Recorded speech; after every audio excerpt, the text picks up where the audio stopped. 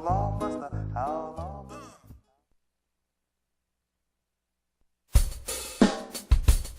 take a seed, you plant it, you grow it, you dry it, you roll it, you smoke it, and it goes down smooth. Hey! Spanning the continent to bring you the truth about cannabis and marijuana law reform. I smoke pot and I like it a lot. The Russ Belville Show, the voice of the marijuana nation. Now, here's your host, Radical Russ Belville. Good day, tokers and tokettes and non-toking lovers of liberty. It is Wednesday, January 14th, 2015, and it's got to be 420 somewhere in the world. So glad you could join us today. Today is actually the first day of the Oregon Legislature. They are in session, and they have released, I do believe we can refer to it as a plethora. Yes, that's right, a plethora of marijuana-related bills. Some good, some bad. We're going to take a look at all of them today in the Radical Rant. So stay tuned for that coming up at the end of the hour. Oh, I've got some ranting to deliver to our state legislators. We will talk about that coming up soon. Also on the show today at 1:30, we're going to do a little Cannabis Chronicles, and our guest today is Alex Rogers. He's the coordinator of the International Cannabis Business Conference happening in San Francisco about a month from now. It's February 15th and 16th at the Hyatt Regency in downtown San Francisco, right there on the Embarcadero. We will be there. We'll be bringing you live coverage and interviews from all of the great speakers. Alex will tell us about how things have changed since the first International Cannabis Business Conference in Portland last year, and what they're expecting for the Cannabis Business Conference in San Francisco this year. There are some great speakers and panels lined up. Alex will tell us all about that at 1:30. Also on the show today, we're going to do some drug war data mining. We're taking a look at a great website out there. It's called medicalmarijuana.procon.org. We've referred to it in the past, and today we're just going to sift through and find some interesting details about the 23 states and the District of Columbia who allow for the medical use of marijuana. But they couldn't be more different from each other. We'll show you how in drug war data mining. Also on the show today, we'll do Behind the Headlines right after the news. And in Behind the Headlines today, we're taking a look at the progress of the Schedule 1 designation of marijuana on trial at the federal level. This is an amazing development that a judge has actually granted the motions to discuss whether or not it's even constitutional to ban marijuana as a Schedule 1 drug. All sorts of great information coming out of that. And while it's kind of a long shot, if it does go our way, it would set an amazing precedent that the courts would have to revisit, and hopefully the U.S. Congress would have to also revisit. Or hell, maybe the president or the attorney general could just remove it from the schedule, as they have the power to do without Congress or without the courts. We'll figure out all of that in Behind the Headlines. But first, we start off with the 420 radio news. And in the headlines today, the D.C. Marijuana Legalization Initiative has been transmitted to Congress for the 30-day review.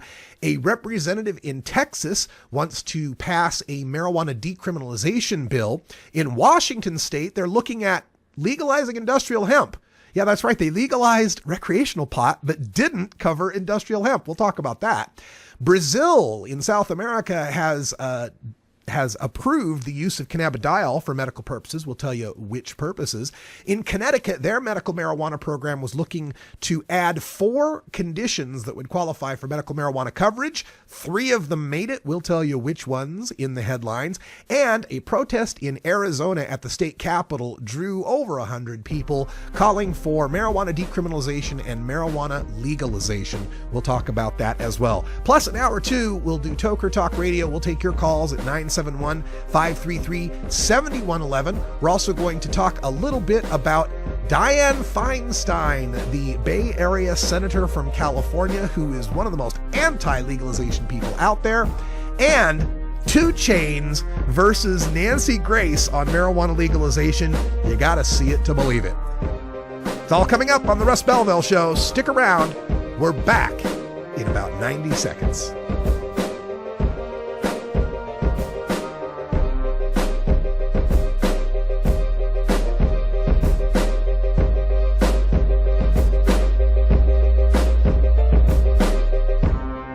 You're tuned into the Russ Belville Show. the voice of the marijuana nation. 420 Radio is 24-hour marijuana legalization radio. This is Radical Russ encouraging you to take a look at the Weed Blog every day. Johnny Green and the staff at the Weed Blog are on top of all the latest developments in the fight to end marijuana prohibition nationwide. You can even get the Weed Blog on your smartphone by installing the Weed Blog app for iPhone and Android. If it's about weed, it's on the Weed Blog, including my original writing. So don't delay. Read the Weed Blog today.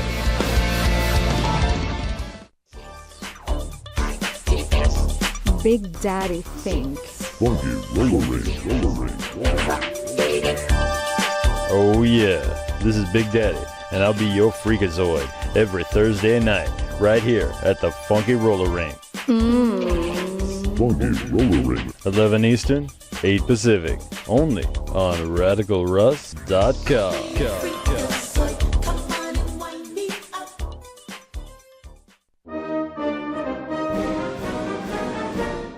Sir, do you think there will or should come a time for us to discuss the possibility of legalization, regulation, and control of all drugs, thereby doing away with the violent criminal market as well as a major source of funding for international terrorism?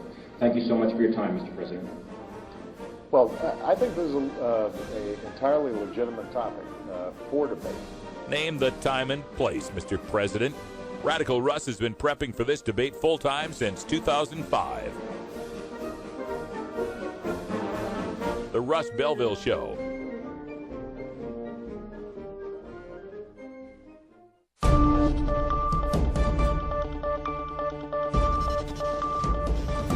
It's time for the 420 Radio News, covering the latest headlines in consumer cannabis, medical marijuana, and industrial hemp. Transcripts of 420 Radio News are available daily on our website at 420radio.org. Now, here's Russ Belville with your marijuana headlines in 4 minutes and 20 seconds. This is your 420 Radio News for Wednesday, January 14th, 2015. The marijuana legalization initiative adopted by D.C. voters was transmitted to Congress Tuesday, starting the clock on a review period that defies efforts by Republicans to block its implementation. D.C. Council Chairman Phil Mendelson had Initiative 71 transmitted to the House and Senate Tuesday, starting the 30-day legislative review period, during which Congress can move to disapprove the legislation. By transmitting the legislation, the Council ignores the efforts of some Republican lawmakers who have sought to stop the legalization effort. Last year, Republicans amended a congressional spending bill to include language they say blocks the city from spending any money to loosen drug laws. To block Initiative 71 through this process, federal lawmakers could file a disapproval resolution that both chambers of Congress and the president would have to approve. The process has been used infrequently, however, with Congress successfully blocking only 3 laws over the last 40 years through that process. Texas State Representative Joe Moody is proposing a bill that, if approved, would reduce the penalties associated with possessing small amounts of marijuana. Moody said Texas spends $740 million a year to arrest and prosecute low-level drug offenders. Under Moody's bill, possessing 1 ounce of marijuana would result in a $100 fine. Currently, possessing up to 2 ounces of marijuana could land an offender in 6 months in jail and a $2,000 fine. Moody says his bill would consider the violation a civil matter. That way, the offender wouldn't have a criminal record. Lawmakers will also consider legalizing medical marijuana and the use of recreational marijuana. Moody said he's already heard from other lawmakers who support his bill, quote, "In fact, just sitting on the House floor for the first day," said Moody, "I had 3 or 4 Republican members snag me and just say, 'Hey, I've been getting a lot of emails about your bill,' end quote. In Washington state, recreational marijuana is now legal, but industrial hemp, which has little THC, the high-causing chemical in pot, is illegal to grow. State Senator Jim Honeyford, a Republican of Sunnyside, and fellow lawmakers on both sides of the aisle are trying to fix that with Senate Bill 5012. The measure would allow the industrial growing, processing, and sale of hemp, the fibrous portion of the cannabis plant used in everything from clothes to cosmetics. The United States is the world's largest importer of hemp, according to a news release from the legislature Tuesday. The bill also would instruct Washington State University to compile a study about how to implement a hemp industry. The bill received its first committee hearing Tuesday in the Senate Agriculture, Water, and Rural Economic Development Committee and a public hearing. Brazil on Wednesday for the first time approved the use of a marijuana derivative to treat people suffering from severe seizures and other conditions. Directors of the country's health surveillance agency recognized the therapeutic properties of cannabidiol, saying it is now a controlled substance and no longer illegal. It can now be used to treat epilepsy, multiple sclerosis, and schizophrenia, among other disorders. Connecticut's medical marijuana program could be broadened to allow patients who suffer from sickle cell disease, chronic pain after back surgery, and severe psoriasis or psoriatic arthritis. Tourette's disorder, however, was unanimously rejected from being added to the list of debilitating medical conditions that allow a patient to buy and use medical marijuana. On Wednesday, the marijuana program's Board of Physicians voted on petitions seeking to add 4 debilitating conditions to the existing list of roughly a dozen medical ailments that allow a person to buy and use medical marijuana.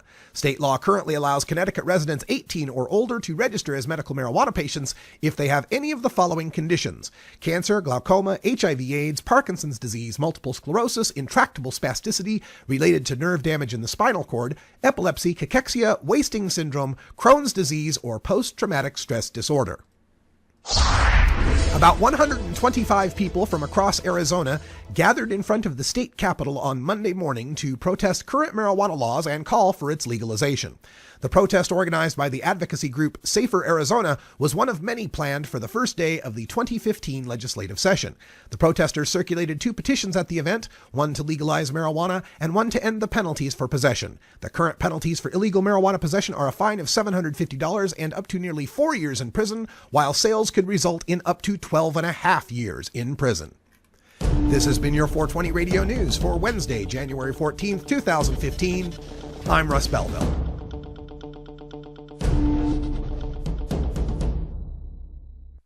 .420 Radio, the activist radio station. The Green Cross has been an amazing source of cannabis medicines for my pain management. Whether I need edibles or tinctures or topicals, I'm able to combine the 2 or 3 to give me really successful pain control. It's the delivery service that Green Cross provides is just incredible. You get your medicine and it's delivered by a person that you trust. Whether we come to you or you come to us, the Green Cross delivers. Tokers, there's no good reason to get your dog stoned. While it might not harm them physically, imagine being a dog who already begs for treats all day, and then imagine that dog having the munchies. Not cool. The International Cannabis Business Conference is coming to the Hyatt Regency Hotel in San Francisco, California, February 15th and 16th, 2015. Don't miss this exclusive opportunity to hear from the experts on the future of marijuana commerce, including scientists like Dr. Carl Hart, Dr. Amanda Ryman, and Dr. Stanton Peel, policy experts like Ethan Nadelman from Drug Policy Alliance, Anthony Johnson from Oregon's legalization campaign, travel author Rick Steves from Washington's legalization campaign, and California legalization pioneer Dale Sky Jones. Business experts like Harborside's Steve D'Angelo, ArcView Group's Troy Dayton, and UFCW union leader Dan Rush. Cannabis journalists like Ricardo Baca, Steve Bloom, and Doug Fine, and California Republican Congressman Dana Rohrabacher, plus many, many more. Tickets are on sale now at internationalcbc.com, but hurry, last year's conference in Portland, Oregon was a sellout. International Cannabis Business Conference, San Francisco, California, February 15th and 16th, internationalcbc.com.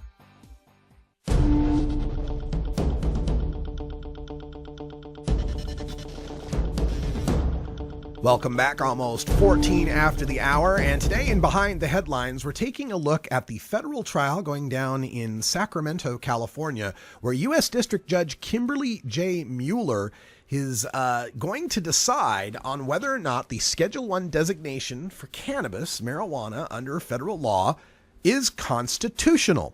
Now, this is a very, very unusual step. There's been many attempts by many lawyers to get a court to rule on Schedule I, and almost always this has gone down in flames. It's always been a situation where the government only has to prove that it followed its own guidelines as to whether or not marijuana is dangerous, and whether or not it has a compelling reason to maintain its criminality.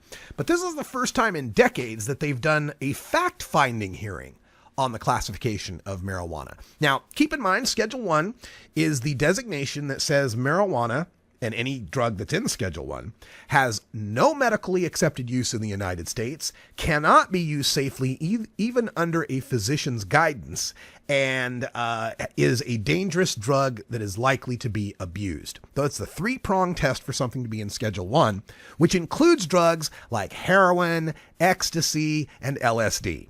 Now, clearly, with 23 states and the District of Columbia recognizing the medical use of marijuana, another 10 states recognizing, maybe it's 11, recognizing the medical use of cannabidiol, and the continuing path of legalization in America shows that we've changed a whole lot of our understanding about marijuana since 1970. And that is one of the points that is being made by one of the lawyers, the main lawyer in the case, Xenia K. Gilg. She's a member of the Normal Legal Committee, and she says that scientific understanding and public acceptance of marijuana have grown substantially since courts last examined the federal classification. Of course, we've passed legalization in Oregon and Alaska, in Colorado and Washington, and 23 states have medical marijuana. Gilg says, quote, "It just shows that this country has recognized that marijuana is less harmful than, I would say, alcohol, and the law prohibiting it is absurd, particularly as it related to being up there with heroin and LSD." End quote. Now, the case itself involves some growers who were with an illegal grow out on, I think it was federal land, and the defense here isn't so much that they weren't growing, but that the law itself that bans them from growing is unconstitutional. Now, legal scholars are saying this is kind of a long shot. This would, even if it did pass, even if we did get the judge to rule in our favor, it would only apply to those growers who had gotten busted, and then it would be appealed. If it's appealed, it's going to go to the U.S. Ninth Circuit Court of Appeals. If it agrees, then it would just be unconstitutional in the western states that the Ninth Circuit covers. So it's an interesting path it will have to take. Now, the prosecutors tried to file a ton of motions to get this dismissed, this whole idea of deciding whether or not Schedule 1 is unconstitutional. They tried to get it dismissed. The judge rejected those claims, rejected those appeals. And the prosecutors are saying that, quote, "It is established that there is some dispute among doctors as to whether marijuana is medicine," end quote. This is like saying it's established there's some dispute among scientists as to whether global climate change is real. Yeah, maybe there's a few doctors out there that don't think it's medicine, but they are vastly, vastly outnumbered by the doctors who understand the medical benefits of cannabis. You only have to look at someone like Kathy Jordan getting relief from her seizures, or Charlotte Figi getting relief from her seizures, to understand that marijuana in its whole plant form even is very, very medicinal. Now, the hope here is that Judge Mueller is willing to take a stand. These judges are appointed for life. They're federal judges, and so they don't have the political pressures on them to have to run for re-election or to court donors. So it is possible that a judge who feels the evidence supports the decision could take a stand on this. I mean, we've had an Orange County judge is the one that declared California's death penalty unconstitutional. A federal judge also in California led to the demise of the ban on same-sex marriage, and that's happening all throughout the country. Now, during the hearing, witnesses that included people like Dr. Greg Carter and Dr. Carl Hart testified that marijuana has many medical benefits and less potential for harm than alcohol, tobacco, and many prescription drugs. It was also brought up that anti-marijuana laws were spurred by racism and are enforced disproportionately against African Americans. And another point that was made here had to do with let's see if I can find this part that I was just about to mention. Sorry about that. Scrolled down and I lost what I was talking about. But the federal judge here is also presented with the evidence that marijuana use is far less dangerous than alcohol and tobacco and even the other drugs that are currently sitting in Schedule 1. And when we understand that other drugs that are considered drugs of abuse, things like methamphetamine and cocaine, are in a lower schedule, they're sitting in Schedule 2, it just super highlights the point that marijuana is in the wrong schedule.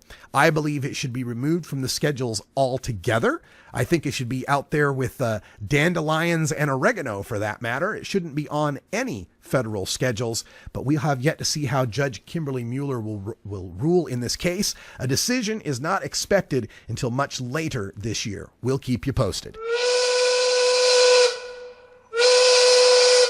Don't you blaspheme in here! Don't you blaspheme in here! I wouldn't think of it.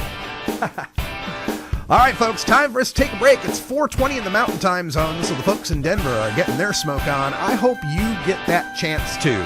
When we come back, we'll have our drug war data mining, and we'll look at some trivia facts about the medical marijuana states. You're listening to the Russ Belville Show on 420radio.org.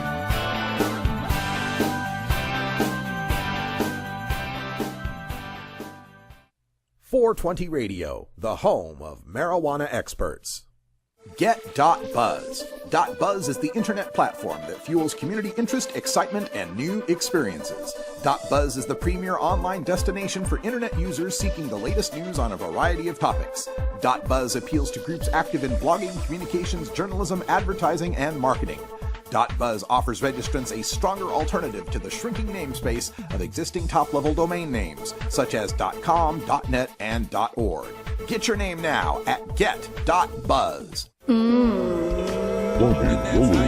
like it like that. Well, I don't know what you came to do, or what we came to keep the funk alive. That's right, baby. We're keeping the funk alive right here at Big Daddy Fink's Funky Roller Ring, your groovy home of soul, funk, and disco. So join me, Big Daddy, every Thursday night, 11 Eastern, 8 Pacific, at the Funky Roller Ring, where every night is Saturday night. Georgia. Hi, this is Willie Nelson. Alcohol prohibition didn't work in the 1920s, and marijuana prohibition isn't working today. It's time we stopped arresting responsible marijuana smokers. It's the fair thing to do. For more information, contact NORML, the National Organization for the Reform of Marijuana Laws. Call toll-free 888-67-NORML or visit their website at norml.org. Arguing for the end of adult marijuana prohibition is easy because we have facts, science, reason, compassion, evidence, truth, and logic on our side. It is even easier when researchers catalog it all for us. Learn how to gather the facts on marijuana use, arrests, seizures, rehabs, drug tests, and more in this edition of Drug War Data Mining. Welcome back, everyone. It's 22 and a half, almost 23 after the hour. And in the Drug War Data Mine today, we're taking a look at a website that's called medicalmarijuana.procon.org. And I wanted to give you a look at this website. It's just a treasure trove of information. And you can find this at, like I said, procon.org. And one page that they have there is one that's called the 23 Medical Marijuana States and DC. Laws, fees, and possession limits. And well done site in a nice little table here with a summary chart. Every state, the year that they passed their medical marijuana, the yes vote, if it was an initiative, or if it was a bill, how did it pass in the House and Senate? The fee for getting on their medical marijuana program, the possession limits of both usable marijuana and cultivating plants, and whether or not those states accept other registry ID cards. And as you can see, every state is included in this particular list. And as you scroll down, you'll even find a much larger block for every individual state. So, Alaska and all the details, every amendment, every House and Senate bill that was ever added to these to improve them or to change them in any way, and links to the supporting documents and the websites, the official state websites of these medical marijuana states. Again, you can find them at medicalmarijuana.procon.org. And I just wanted to bring up some trivia that I had discovered in researching the site today. Thought it'd be interesting to share. First of all, the one big important one, I think, is medical marijuana reciprocity states. It seems odd to think, But here in Oregon, if you're a medical marijuana patient, if you go across the river to Washington, you're not protected. And in Washington, if you're a medical marijuana patient, you come across the river to Oregon, you're not protected, despite the fact that the two states have darn near the same qualifying condition lists and darn near the same limits. 24 ounces of usable material, 24 plants in Oregon, 15 plants in Washington. And both are legalization states. So why shouldn't they accept each other's medical marijuana recommendations? But in fact, only 6 states will accept a medical marijuana recommendation or card from another state. Those include Arizona, Maine, Michigan, Nevada, New Hampshire, and Rhode Island. So if you're a medical marijuana patient, there are only 6 other states other than your own that you can visit. Now, there is also a great difference in the states that allow you to cultivate your own marijuana versus the states that force you to purchase it from a dispensary. The states that do not allow the growing of medical marijuana include Connecticut, D.C., Delaware, Illinois, Maryland, Massachusetts, Minnesota, New Hampshire, New Jersey, and New York. Although there is some difference in what they will or will not allow. There is no home cultivation allowed at all in Connecticut, Delaware, Illinois, Maryland, Minnesota, New Hampshire, New Jersey, New York, or D.C. In New Mexico, you have to get a special license. In Arizona, if you live 25 miles or more away from a dispensary, you can home grow. You can apply to home grow. In Massachusetts, you can get a hardship waiver if you want to home grow. In Nevada, it's another 25-mile halo around dispensaries where they cannot grow. And that will completely end by March 31st, 2016. Nobody in Nevada will be allowed the right of home grow for medical marijuana. Now, the medical marijuana movement started mostly with the initiatives that passed in California, Oregon, and other Western states, but not all states are initiative states. There are many of these medical marijuana states, in fact, now a majority of them, that have passed medical marijuana through their legislature, which include Connecticut, D.C., Delaware, Hawaii, Illinois, Maryland, Minnesota, New Hampshire, New Jersey, New Mexico, New York, Rhode Island, and Vermont. All passed through the legislative process. And it's interesting when you correlate the limits, the home grow, how many conditions are available, and so forth, you will find that the states that passed it through their legislatures have much stricter medical marijuana programs than do the states that passed it through the vote of the people. One of these considerations would be how much medical marijuana can a patient keep on hand? Most of these states allow less than 3 ounces. That would include Alaska, Arizona, Colorado, D.C., Hawaii, Illinois, Maine, Michigan, Montana, Nevada, New Hampshire, New Jersey, Rhode Island, and Vermont. Less than 3 ounces is supposed to do for a medical marijuana patient. And some of the states don't even specify exactly how much marijuana you can keep. A few states have what they call a 30 or 60-day supply. Who decides how much that is? Probably the sheriff in your county when he busts you. The 30 or 60-day supply states include Connecticut, Maryland, Massachusetts, Minnesota, and New York. Finally, many medical marijuana states have a registry, but only the following states absolutely require you to get on the registry and give you no affirmative defense without it. Those would be Alaska, Arizona, Connecticut, D.C., Minnesota, Montana, New Jersey, New Hampshire, New Mexico, New York, and Vermont. And finally, there are 10 states with CBD only: Alaska, Alabama, Florida, Iowa, Kentucky, Mississippi, Missouri, South Carolina, Tennessee, Utah, and Wisconsin. medicalmarijuana.procon.org. 420 Radio, fighting prohibition since 2012. Are you a hypocrite? If you live a closeted cannabis lifestyle, you are. Read about 7 people living a closeted cannabis lifestyle who are on the verge of coming out in The Hypocrites by Mara K. Eaton. Available at areyouahypocrite.net. You can purchase the book on Amazon and Barnes & Noble, also available on iTunes. Check out Mara K. Eaton on Facebook as well. Learn more at areyouahypocrite.net. Hey, this is Willie Nelson, or Norman. And I smoke pot and I like it a lot. I learned a long time ago that marijuana is a lot safer than alcohol. There's nothing wrong with the responsible use of marijuana by adults. It's time we stopped arresting and started respecting those who smoke marijuana responsibly. To learn what you can do to help, contact NORML at NORML.org or call toll-free 888-67-NORMAL. Growing plants indoors can be a rewarding hobby, but electricity bills can go through the roof. Then you have to cool down all those big hot lights. It can drive a grower insane. With Lush LED lighting, you can solve many of these issues and double your rewards. Matt and his scientists have developed the perfect light for flowering plants with far less cost and heat. And the results? Very effective. Check out LushLEDlighting.com right now and tell them Radical Russ sent you.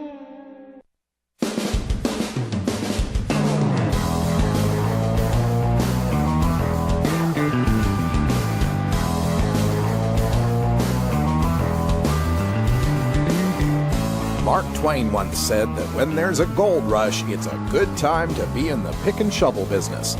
Today we look at the rapidly evolving markets in the marijuana green rush in our Cannabis Chronicles. Welcome back, everyone. 31 after the hour, and we've been promoting the International Cannabis Business Conference for a couple of months now, and joining us now to talk about it is the man himself behind the International Cannabis Business Conference. It's Alex Rogers on the phone with us. Alex, welcome back to the show. Thanks for having me, Russ. Oh, so glad to have you here. And, we did the ICBC, we can abbreviate here. We did the ICBC in Portland. It was, by all accounts, a huge success.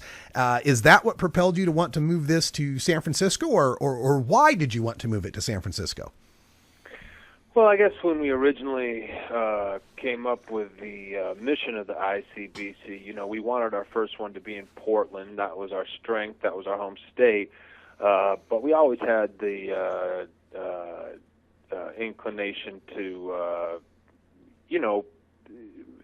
put it in other relevant places. We didn't want it to always be necessarily in the same place. After Portland's event, San Francisco just seemed like the next logical place for us to take our ICBC, and one of the reasons that is because you see a lot of these business conferences popping up. They're not all created equal, that's for sure, but we hadn't seen a business conference in Northern California, one of real substance, and we'd been seeing them more in Washington or Vegas or in Denver. But I cut my teeth in the early '90s as an activist in the Bay Area, and I think people, once Colorado legalized, I think California kind of got forgotten, not by Californians, of course, but it just didn't have quite the same fervor that it had before that. And so what we wanted to do is we saw that with Oregon legalizing and now California on the forefront of being the next, it being a tremendous, the biggest marijuana market on the earth, and so it just seemed like a logical choice to go there. Now, of course, all of the cognoscenti in marijuana reform say that 2016 is the year. Everybody's going to go forward in California on marijuana legalization, and should it fall, then the whole country is up for grabs as far as marijuana legalization. Is the focus of ICBC then on the industry that exists now in California with medical, how it will exist in the future with legalization, a mix of all of that? Give us some of the flavor and the thrust of the conference. Yeah, it's definitely a mix of all that. We're big. We promote business. That's what we do. But what we do is we promote good business, and we promote conscious business also, and or doing business in a conscious way. And almost the entire first day of the ICBC in San Francisco is dedicated to culture, politics, and advocacy. So we will definitely be talking about what the current situation is now. People have to know that, and that's very pertinent and germane to now. But as you know, this industry changes rapidly, and we would like to educate folks to the best of our ability and the best of our speakers' abilities on what they can expect to happen in terms of legalization and how that's going to change the business landscape. It's the International Cannabis Business Conference at the Hyatt Regency in San Francisco, February 15th and 16th. We're speaking with Alex Rogers, who's the coordinator of the event. And you mentioned the speakers, and I've already seen the full list of all these speakers, and I'm really excited to be able to cover this and speak to these people. But give folks some of the headliners that you want them to get excited about and want to come to this conference for. Man, there's a lot of people to get excited about. That's one thing we pride ourselves at the ICBC is our information. We're not an expo. We do have 30 booths, but it's more of a boutique accoutrements to the event. And we only have one track, so it's really important that we have a special an attractive one track. So that's the group. You know, you're talking about.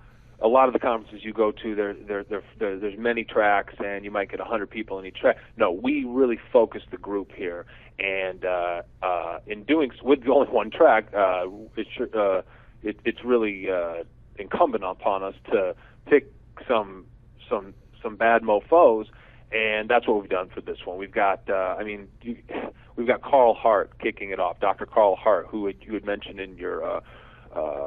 Earlier in your show with regards to rescheduling. He just knocked it out of the box a few months ago, testifying in front of the California legislature with regards to rescheduling cannabis. He's really the new up-and-comer right now. He's the guy saying what everybody should be saying and most people want to be saying. And he's taking a chance, but it looks like it's paying off for him, and he's becoming he's a newer neuroscientist, but we feel it's really important that if you're going to be in the cannabis industry, that you need to have some, you can't just be fodder out here, and you'll be seen as fodder if you're not hip to what's not only going on with the politics of cannabis, but with the science also. And Dr. Carl Hart's a really dynamic, fun speaker, so it's a great way to kick off the event. We also have travel guru Rick Steves keynoting the next day.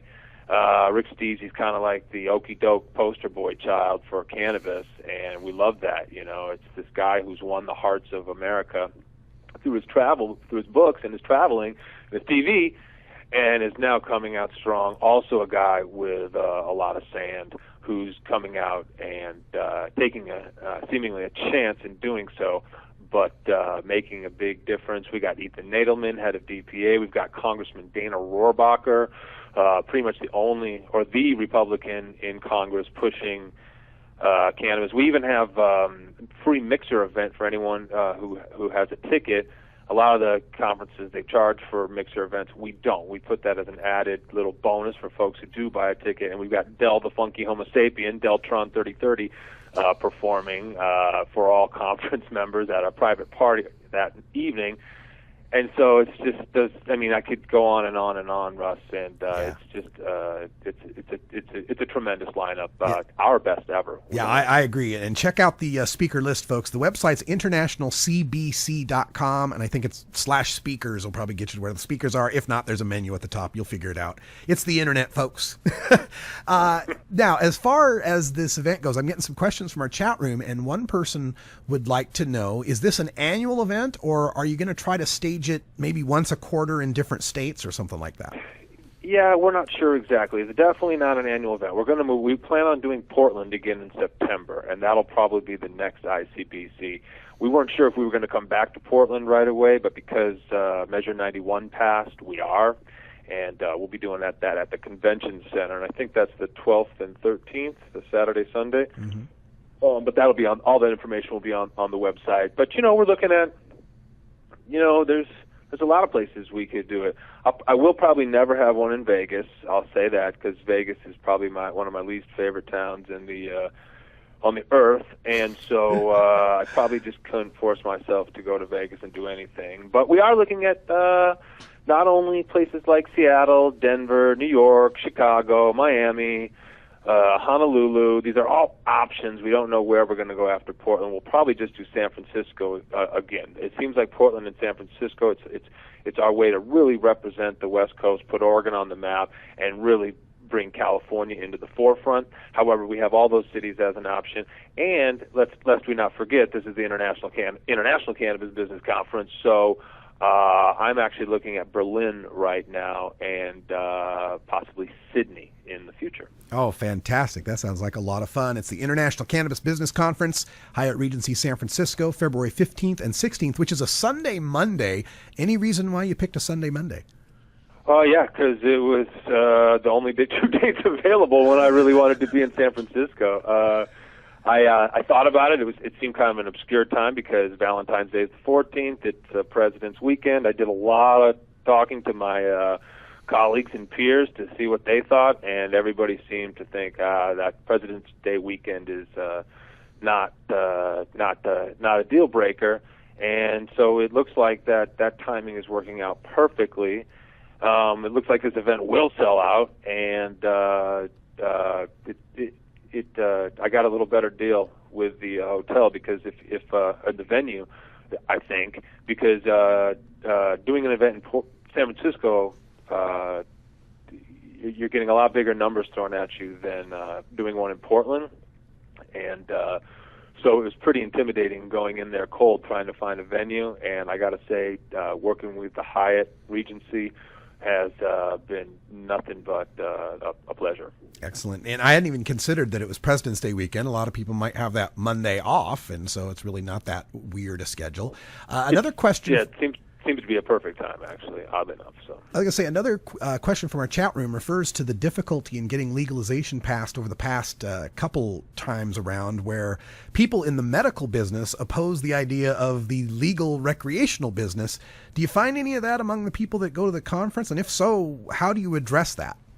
Yeah, I mean, I think this is one of those elephants in the room. You know, California has what I call de facto legalization, which could be construed as such because basically anybody can get their card. It's not a stringent process like it is in some other states, Oregon included. And also the Supreme Court of California a few years back ruled that it's even though counties have their own limits, it's unconstitutional to limit the amount of medicine one patient could have. So, you know, you have this same thing was in Oregon as we legalized. You know, I think it's really important to note in Oregon what's happening is there's some pretty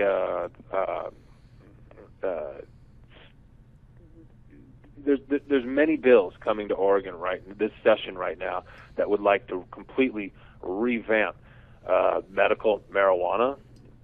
And I think which is something I'm completely against, as you know.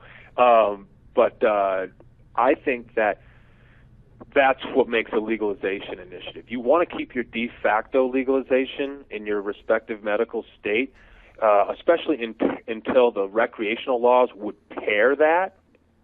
And so I think this is the crux. This is what I'm getting at. It's really important for Oregon not to do anything with medical, not because I just think that's the right thing to do, because it's a more liberal law. You just don't want to mess with that especially until the rec laws are in place. I think once the rec laws are in place for Oregon, we can look at changes to the medical program. But but that's ambiguous completely right now. And I think that's what California's fear is also. So not only do I think it's the right thing to do to not change medical whatsoever this session in Oregon, which they are trying to do, but we will be trying to stop that. I think by changing medical in Oregon now says, you know, because of course everyone voted for 91 saying, you know, if it had been known what was going to happen for Measure 91, that medical would be changed, not as many people would have voted for it. We know that. I don't know what it would have been. You know, and New Approach isn't the one changing it. They've kept to their word. Okay, yeah. Anything can be introduced at any time in the legislature, and that's what's happening. So there were nobody broke any promises or told any gave out any misinformation. However, when 91 passed, it seemed like there was an impetus for many different reasons to change medical in Oregon. But if you do change medical in Oregon, it's going to hurt California's chances, or too early, I should say, change medical. It's going to hurt California's chances. And let me tell you, people in California are watching to see what happens to Oregon's medical program this session, because it's a big deal, and it has repercussions across the country. Yeah, it's the International Cannabis Business Conference. You can find more online, internationalcbc.com. Early bird pricing still available, so get it while you can. It's gonna sell out, folks. Absolutely. Alex Rogers, thanks for joining us. Thanks for your support, and we'll see you down there in San Francisco. Sounds great, Russ. Always a pleasure, man. All right, when we come back, we're going to take a look at those Oregon bills that he was just referring to. A plethora of bills. Stick around. We're back right after this.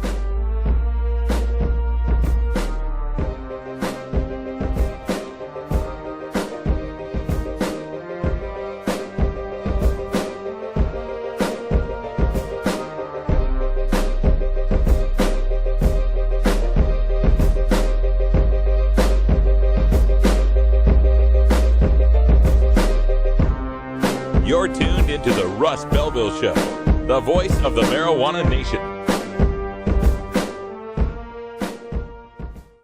420 Radio, your ticket to the Boston Freedom Rally. At Herbie's Cannabis Seeds, we pride ourselves on bringing you the best quality seeds from the world's most respected cannabis seed producers, all at the lowest online prices. You can find Herbie's seeds at herbiesheadshop.com. All cannabis seeds are sold as souvenirs and as a means of preserving cannabis genetics. Herbie's Seeds in no way intends to condone, promote, or incite the use of illegal or controlled substances. We strongly urge all prospective customers to check their national laws prior to placing an order. Herbie's Seeds at herbiesheadshop.com. Proud sponsors of the Russ Belville Show and 420 Radio.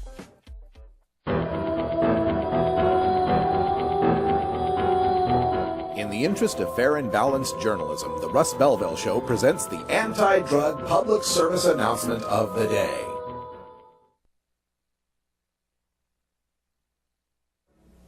In the Odyssey, Homer explores the depths of human tragedy.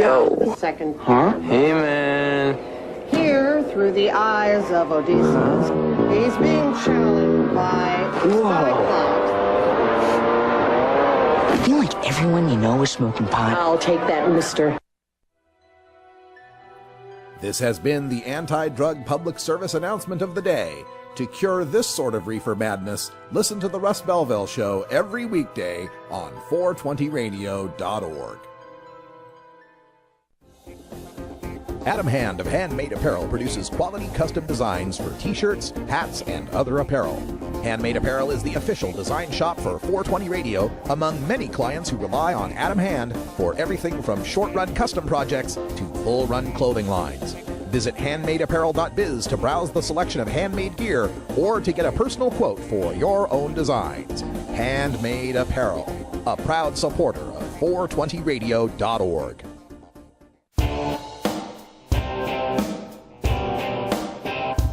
We must wage what I have called total war against public enemy number one. I support a change in law to end federal criminal penalties for possession of up to 1 ounce of marijuana. That marijuana, pot, grass, whatever you want to call it, is probably the most dangerous drug. Some think there won't be room for them in jail. We'll make room. I experimented with marijuana a time or two, and I didn't like it and didn't inhale. And one major responsibility is to encourage people to use less drugs. Entirely legitimate topic for debate. Radical Rant. Welcome back, everyone. 48 after the hour, and on a previous show, we introduced you to the plethora of bills introduced in Washington state having to do with marijuana. Well, here in the Pacific Northwest, the Oregon legislative session is begun, and there is an even bigger plethora. Can you have a bigger plethora? I don't know how that works. But an even bigger plethora of marijuana and medical marijuana bills to talk about. Let's get to them because we don't have a whole lot of time here. A Democrat out of Springfield, Oregon, has introduced a measure called House Bill 2636, which would limit doctors to approving medical marijuana cards for no more than 450 people. Yeah, this is because they found that about 9 doctors in the state approved about half of the 56,000 medical marijuana recommendations. Now, the reason this happens, of course, is because most doctors won't recommend. And not because they don't want to, but because they can't. They're tied up by their insurance, their clinic, their practice, whatever it might be. They're not allowed to. So there's no more surprise in having a few specialists that recommend medical marijuana for patients than finding out that most of the abortions in Kansas are done by one doctor. It's just supply and demand. There's a lot of demand and very few people supplying that. I would be against this bill. I mean, do we limit doctors on how many patients they can write other prescriptions for? Now, there's two House bills coming from Representative Greg Smith. These are two of the most offensive things I've heard of. House Bill 2040 would prohibit retail sales of marijuana within 1 mile of a school. And 2041 would allow cities to establish a 1 mile exclusion zone around schools. A mile away from a school? Do you realize that just Lincoln High School in Portland, Oregon, just one high school in Portland, Oregon, it's in the center of kind of the western side, across the river where all the skyscrapers and the downtown district is. 1 mile radius around that one school means there could not be a single grow, processor, or retailer anywhere on that side of the river. That is just ridiculous, and I have full confidence that these bills will be shot down in flames. Democrat from Gresham is pushing Senate Bill 445, which would require warning signs and labels on pot and at the dispensaries that indicates the use of marijuana by pregnant women could heighten the risks to their babies. Well, folks, there's not a whole lot of good data to support that. There are the tiniest differences, and we see one study that'll show the kids are even better off compared to the ones that whose mothers didn't use marijuana. But hey, they got warnings on alcohol about pregnancy. I don't see it's too much of a stretch to have warnings about marijuana. A pregnant woman should at least consult her doctor, so I'm not too against that bill.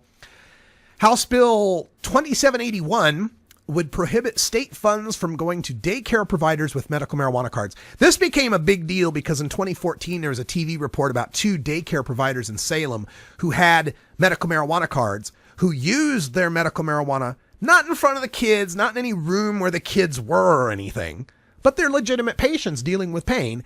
And that freaked everyone out. Oh my God, the potheads are taking care of the kids. I'm against this. There is no reason why we should prohibit state funds from going to daycares based on the medicines that sick people working there are using. This is more discrimination against marijuana. If it's a medicine, it's a medicine. Let's stick to that idea. A Democrat from Ashland has introduced House Bill 2668 for hemp farming. Now, we have legal hemp here in this state, but it requires that the farmers get a permit from the state. This would remove that requirement. It would make it so anyone could just plant hemp. Don't have to get a permit, don't have to get a license, you can just plant hemp. And that makes sense considering that we're allowed to plant psychoactive marijuana, both medically and now recreationally. Why should there be any permitting process for planting industrial hemp? Another bill that has been added is Senate Bill 464. Now, this one pertains to butane hash oil. In Measure 91, legalizing recreational marijuana, it explicitly banned the home production of butane hash oil. This bill, SB 464, would extend that ban to medical marijuana users.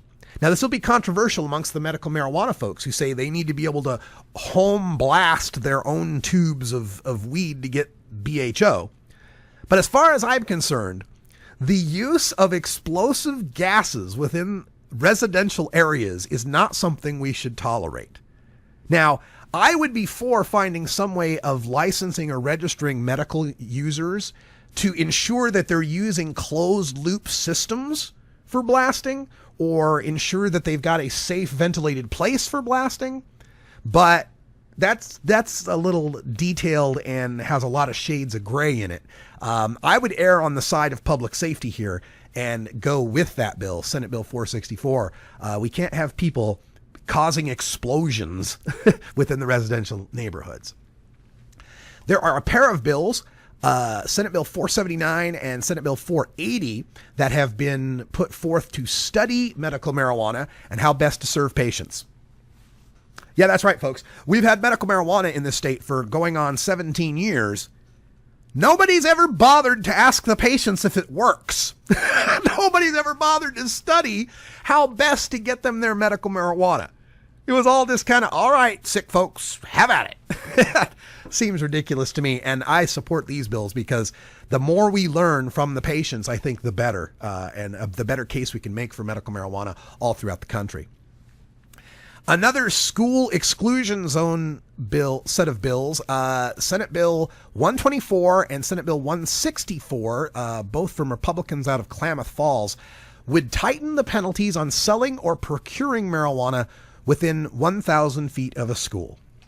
Now, this is the thing that bothers me about these 1,000 feet away from a school or a playground or any of these buffer zones that they want to put up. Number one, none of these buffer zones are ever proposed for alcohol. I never hear anyone saying, we've got to put the Rite Aid more than 1,000 feet from the school to protect the children. Why do they always think that it's with marijuana that adults are going to decide to break the law and start distributing it to kids? And how does 1,000 feet make a difference? What, a kid who wants to go to the pot dealer is not going to go 1,025 feet? It's just a ridiculous exclusion. And when we're talking about urban areas like the downtown Portland core, Southeast Portland, any of these urban areas that are laden with schools and parks and playgrounds and such, all these exclusion zones all they do is push medical marijuana and recreational marijuana out into red light districts.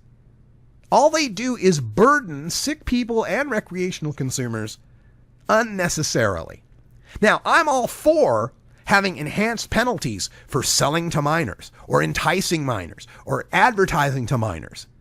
But the mere geographical location of a building with frosted windows you can't see in and a sign that says adults can go in and buy marijuana and adults are carded when they do so and they get it in an enclosed in an opaque childproof container, and then that opaque container is put into a brown paper bag that is also opaque.